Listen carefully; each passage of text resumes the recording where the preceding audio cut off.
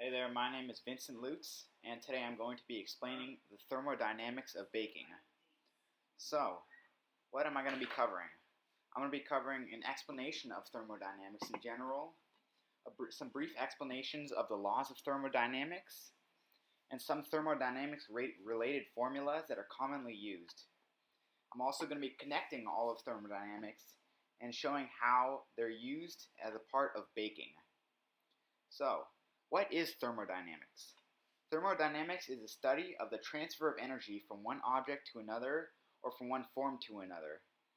This means that I will be looking at the impact of work, heat, and energy on a system. I will be viewing how each of those three things plays a role in the change that happens as a part of a system. So, the three laws of thermodynamics. First law of thermodynamics is that energy cannot be created nor destroyed. This means that during a reaction, all the energy has to end up in the place where it's reacting. This means that no energy can leave. So the second law of thermodynamics is that the entropy in an isolated system always increases. And the third law of thermodynamics is that the entropy of a system approaches a constant value as the temperature approaches absolute zero. So, some common thermodynamics formulas. One common formula is the formula for the internal energy of the system, and that is change in E is equal to Q plus W. And in that equation, change in E is the change in the internal energy of the system. Q is the heat that travels in or out of the system, either from the system into the environment around it or from the environment into the system.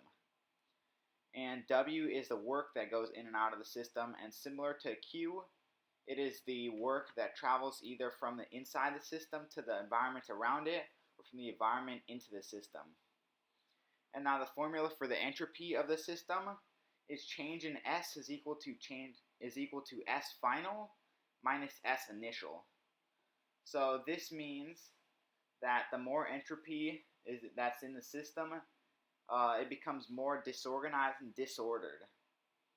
And if the change in S is very high, that means that the entropy of the system is very high, and if it's really low, that means the entropy is low. And now, so how is thermodynamics related to baking? So, when you put your bread in the oven, let's take bread as an example, the energy of the oven is transferred into the dough in order for the dough to be baked. So the dough is a part of the system. The dough is a part of the dough is the system, and the environment is the oven. So the environment, it transfers energy into the bread and bakes it.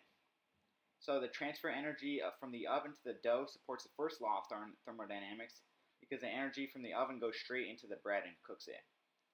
And as the entropy of a reaction increases and the temperature inside the oven increases, baked good will eventually cook faster. Thank you for watching, and I hope you learned something interesting today.